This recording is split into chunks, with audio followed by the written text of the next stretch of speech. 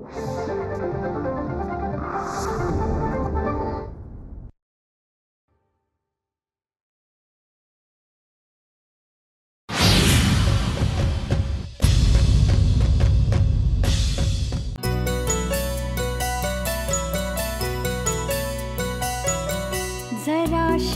मनस्वी अल्लड, जराशी हट्टी जशी लाट एक अनावर, स्वप्नांच्या त्या बेटावरती तिने बांधले काचेचे घर.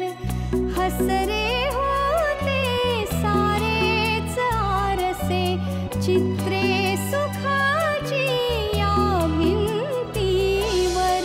असे एक वादळ आले परी, तुटले नात्यांचे झुंबर. जाती एकदा ते सोडून हात, पाहतीन मागे कधीही वळूनी. पर्यंतरी प्रेम सता येती दुरावलेली मने जुळूनी. मोहिनी ओ मोहिनी,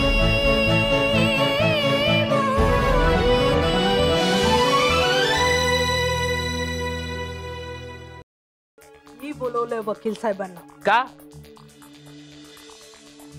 तू बसलीस ना माझ्या डोक्यावर, ते काही कमी आहे? अरे तू त्यांच्यावर का चिडतोयस? मला किंवा चन्नाला विचारावं असं जरा सुद्धा वाटलं नाही का तुला? बंधू, मी फक्त रोहितचा विचार केला. अगं यात कसला आलाय रोहितचा विचार? ताई, तू फक्त स्वतःचा विचार करतेस. तुला काय वाटतं ग?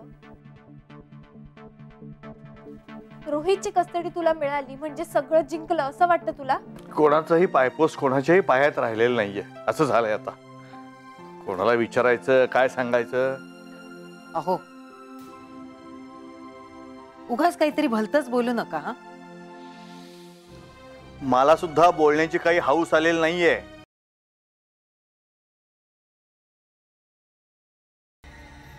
स्वतःच्या नवऱ्याला जन्माला घातलेलं मूल तुझं नाहीये असं सांगणं म्हणजे निव्वळ मूर्खपणा आहे. अगं ह्याला काय म्हणायचं ना तेच कळत नाहीये मला. Come on JD. नाही म्हणजे तुलाही माहिती आहे की यात काही तथ्य नाहीये. अगं तथ्य नसतं तर इतकी मोठी गोष्ट तिने मला सांगितली असती का? काय म्हणायचंय काय तुला? नाही, तथ्य म्हणजे कसलं तथ्य रे? अरे आपल्या रोहितचं वय काय? तो अनमोल तिला कधी भेटलाय? तसं नाही म्हणायचं मला. माझ्या मनात तसं कधी आलं नाही आणि येणारही नाही. मग तथ्य कशाचं वाटतं रे तुला? जाऊ दे ना, तुला नाही कळणार. बरोबर आहे, मला नाहीच कळणार, कारण माझं लग्न झालेलं नाहीये ना. पती पत्नी या नात्याचं महत्व मला कळत नाही. पण मी तुला विचारते जेडी, पती पत्नी या नात्याचं महत्व तुम्हाला तरी कुठे कळलं रे? एका मुलाला जन्म देऊन आई वडिलांचं नातं कळलंय तुम्हाला?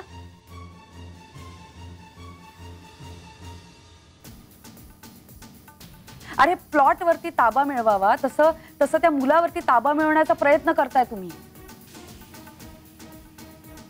नाही, ती मूर्खासारखी वागली, मान्य आहे मला, पण याला देखील कारणीभूत तूच आहेस.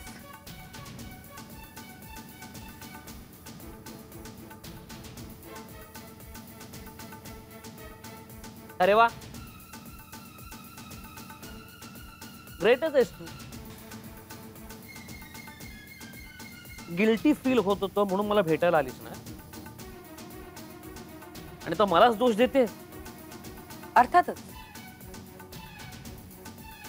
नाही, मला समजूनच घ्यायचं नाही असं म्हणतोयस ना तू? पण मला इतकंच समजतं की पती पत्नी, माय लेक, बाप लेक ही नाती जेव्हा तुला कळतील ना, तेव्हा तेव्हा तुला तुझी चूक लक्षात येईल.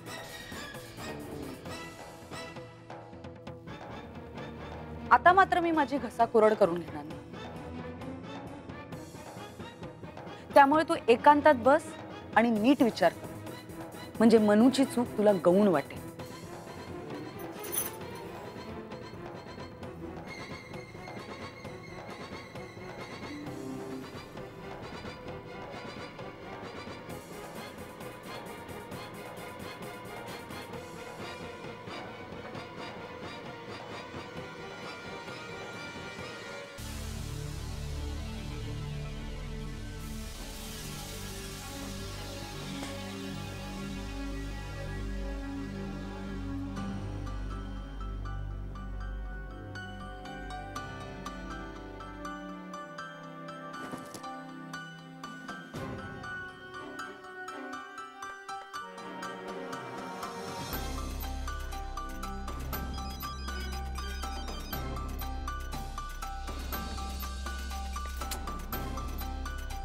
त्या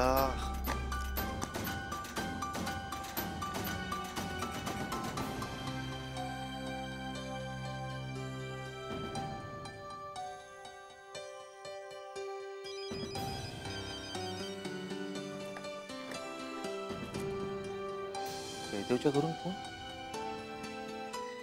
जेडी लँडलाईन वरून फोन नाही करणार, ही आत्याच असणार.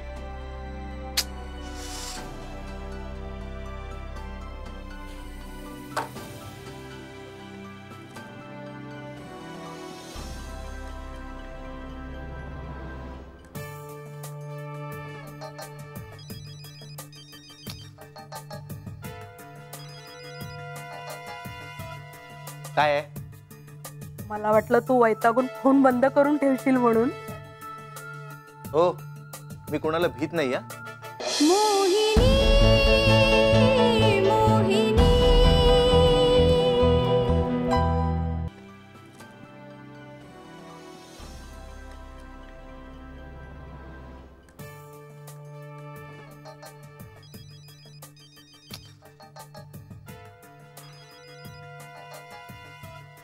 काय आहे? मला वाटलं तू वैतागून फोन बंद करून ठेवशील म्हणून. हो, मी कोणाला भीत नाही. हा, भ्यायचं काही कारण पण नाहीये. आत्ता भ्यायचं कारण नाही म्हणजे? या म्हणजे तुला माहितीच नाही. कमाल आहे बाबा. असं काय खास झालं आज? अच्छा अच्छा, आधी तुम्ही मला सांगा, तुमचे ते मिस्टर सापडले का? नाही, ते कुलूप जे बदलून पसार झालेले ते. ते जातायत कुठे? मोहिनीला तुझ्या तावडीतून सोडवलं ना की त्यांना शोधणार आहे. हा, अरे वा आत्या, अहो तुम्ही तर अगदी मनापासून पार्टी बदललेली दिसते. हा, नाही म्हणजे तुमच्या भाच्याला सुखी करण्याचं तुम्ही मनावर घेतलेलं दिसतंय. करा करा, त्याला सुखी करा, पण माझं डोकं खाऊ नका, कळलं? अरे डोकं खात नाहीये मी. तुला एक गुड न्यूज देणार होते आणि फोन ठेवणार होते. ऐकतोयस ना? हॅलो. अरे मोहिनीने तुला मोठ्या धर्मसंकटातून वाचवलंय. बरं मग? बरं मग नाही, खरंच. तू मोठा तिचा जवळचा मित्र, सखा, पाठीराखा होता ना. होतो नाही, आहे आहे. पण बाजी कुणी मारली? त्या चन्नाच्या सेक्रेटरीने, काय वाजपेयीने. कळलं तुला? तू त्या मोहिनीला पाठीशी घालून जयदेवला खिजवायचं होतं ना. रोहितचे वडील म्हणून मिरवायचं होतं ना. काय झालं? पुढे बोला. मोहिनीने तुझी ही योजना पार धुळीला मिळवली. या सगळ्याला जबाबदार तो अनमोल आहे हे सांगितलं. तुझ्या नावातली हवाच निघून गेली रे. सगळी हवा गेली रे तुझ्या नावातली.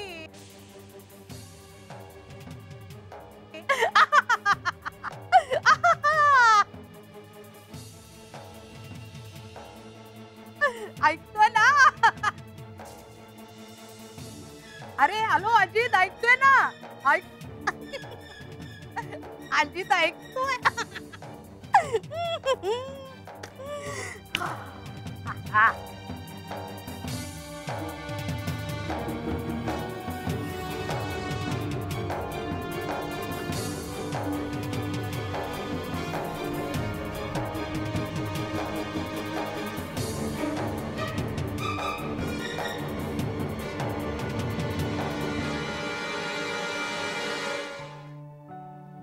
आई निघते मी. आत्ता कुठे निघालीस? रोहीच्या टीचरना भेटून येते. अगं पण आजच जायची काही गरज आहे का? अगं उद्या उद्या करता करताना सारखं राहून जाते. पटकन आलेच मी भेटून. राहू देत राहिलं तर काही हरकत नाही, पण आज आत्या येते ना? कोण आत्या? आता धपाटा घाली ना. कोण आत्या काय विचारतेस? आत्या म्हणजे ती का कजा गर्धवट बाई, कारस्थानं रचणारी? माझ्याच घरापासून मला तोडायला तिने एक संधी सुद्धा सोडली नाही. केवढी अपमान केले माहिती माझे तिने. अगं पण आता तिला झाली आहे ना उपरती, स्वतःची चूक मान्य करते ना ती. हो पण मग आता तिच्या काय स्वागतासाठी उभी राहू का मी? नको, तिच्या स्वागताला आम्ही उभे राहू.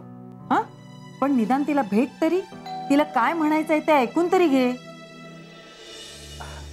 या ना. ताई, अगं कोणाला पाहिलंच का? या ना. नमस्कार. नमस्कार.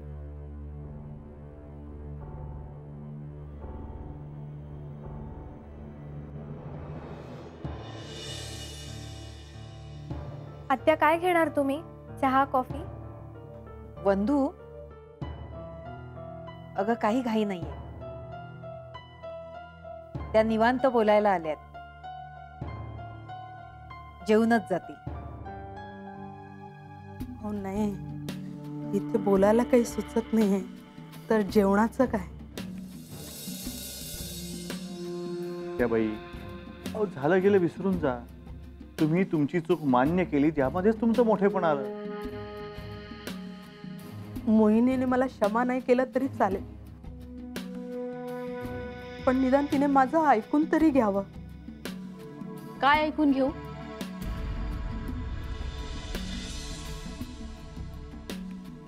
तुमचा डाव फसल्यावर तुम्हाला उपरती झाली. अजित तुमच्या गळाला लागला नाही म्हणून तुम्ही माझ्याकडे वळलात.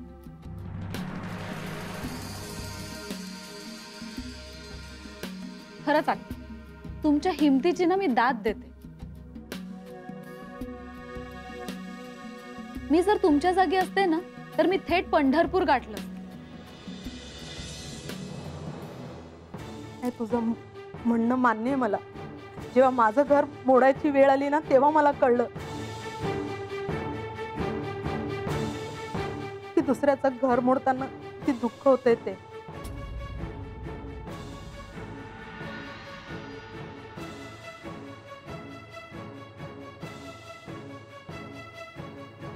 आणि मी माझ्या स्वार्थासाठी माझ्या सख्या भाच्याचं घर मोडलं. आई बापा विना वाढलेलं पोर जयदेव, त्याचं घर मी मोडलं.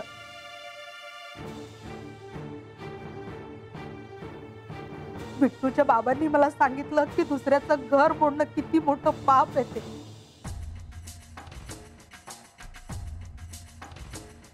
आणि त्या पापाचं प्रायश्चित्त म्हणजे तुम्ही दोघांनी एकत्र यावं, पुन्हा नव्यानं संसार करावा. यातच मला शांतता लाभेल. मोहिनी मोहिनी बिट्टूच्या बाबांनी मला सांगितलं की दुसऱ्याचं घर मोडणं किती मोठं पाप आहे ते.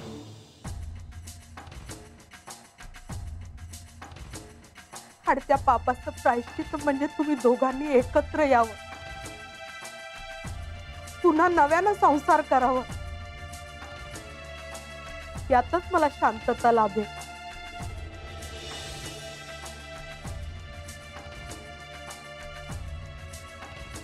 अच्छा, म्हणजे तुम्हाला शांत वाटण्यासाठी मी त्या घरी परत जाऊ? माफ करा, इथे मला शांत वाटण्यासाठी काय करायचं ह्याचा विचार करण्याचा प्रयत्न करते.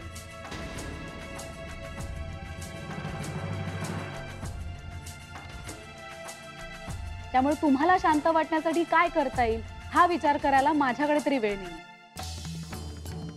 ताई, काय ग तुझं उफराट वागणं? मग जेव्हा त्या डाव खेळत होत्या तेव्हा त्यांना का नाही विचारलंस तू माझ्या मुलीशी असं का वागताय म्हणून?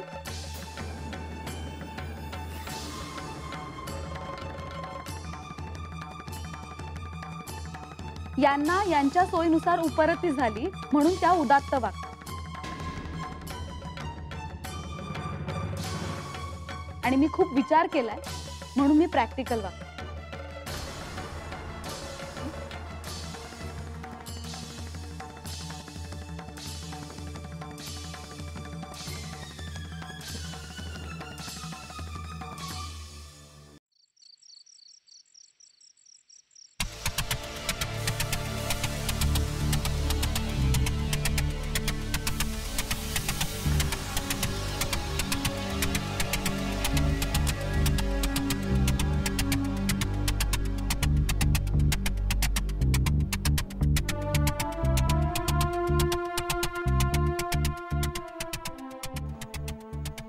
काय झालं अजित? एवढ्या घाईघाईने का बोलवलंस? घरी यायचंस ना? काय बोलायचं होतं? अगं हो हो हो, रिलॅक्स. इतकं काही गंभीर झालं नाही अजून. अजून म्हणजे काही गंभीर व्हायचं आहे का अजून? मी तुला स्पष्टच बोलतो. तू का आलीस तिच्या बरोबर? आई मला तिच्याशिवाय बाहेर पाठवत नव्हती. का? तू जर एकटी आली असतीस तर मी काय तुला खाणार होतो का? खाणं पिणं तुला झेपणार नाही रे. ठीक आहे, तरी पण म्हटलं कशाला उगाच रिस्क ना. रिस्क? रिस्क आता राहिलेच कुठे? तुझ्या बहिणीने अनमोल वाजपेयीचं नाव पुढे करून आहे ना, आता टेन्शनच संपवून टाकले. मला कोणालाही टेन्शन द्यायचं नव्हतं. मी फक्त रोहितचा विचार केला. म्हणजे रोहितचा विचार करून तू अनमोल वाजपेयी सारख्या अनोळखी तद्दन मजनू स्टाईल लोफर माणसाचं नाव पुढे केलंस?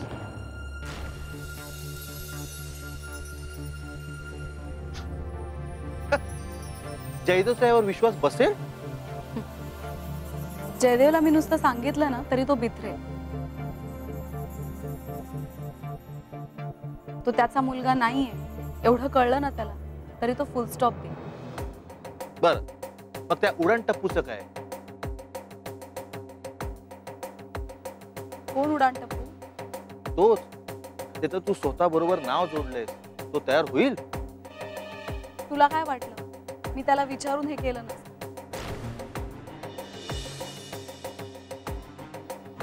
त्याच्याशी बोलले आणि त्याला विचारूनच मी हे सगळं ठरवलंय. अगं पण तू गेलीसच का? आपलं ठरलं होतं ना.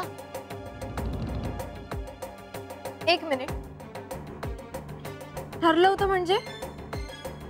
हा, म्हणजे ही घाणेरडी फालतू आयडिया ह्याने तुला दिली? काय रे, मित्र आहेस की कोण आहेस हिचा? बंधू तू त्याच्यावर चिडू नको. रोहितसाठी मी काही करायला तयार होते. आणि ह्याने तुला काही करायला सांगितलं. वा, धन्य आहे तुझा मित्र आणि धन्य तुमची ही मैत्री. आणि अनमोलचं नाव घेऊन सगळा प्लॅनच फिसकटवला.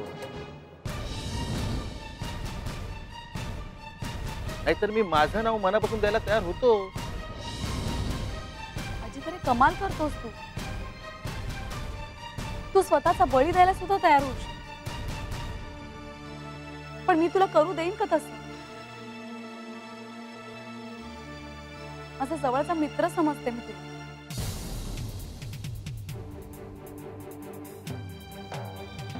आधीच जयदेव तुझ्यावर खार खाऊन असतो.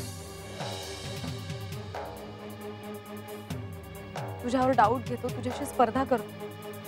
अशा परिस्थितीत जर मी तुझं नाव घेतलं तर मग मारून टाकेल तू, तुला माहितीये. अगं पण रोहितला जन्मदाता म्हणून तू माझं नाव घेतलं असतंस ना, तर जेडी उभ्या उभ्याचा खल्ला झाला असता. मला तेच तर हवं होतं यार. काय? त्यांना मला पूर्ण खात्री आहे रोहित माझाच मुलगा आहे. छी. काय सांगतो मी तुला, पण तुला सांगतो की सतत सारखं सारखं हे वाक्य मला घोकावंसं वाटतंय. मला कल्पनाही करवत नाही का रोहित माझा मुलगा नाही, ही शक्यताही मला सहन होत नाहीये. आणि दुसरं आणि महत्वाचं म्हणजे तुझी मोठी बहीण माझी जिवलग मैत्रीण आहे. हा बोल बोल, टेन्शन नाही, बिंदास बोल. आणि आता ती माझीच जबाबदारी. नैतिक का नैतिक, अनैतिक असं काहीच नाही. अनैतिक असं काहीच नाही.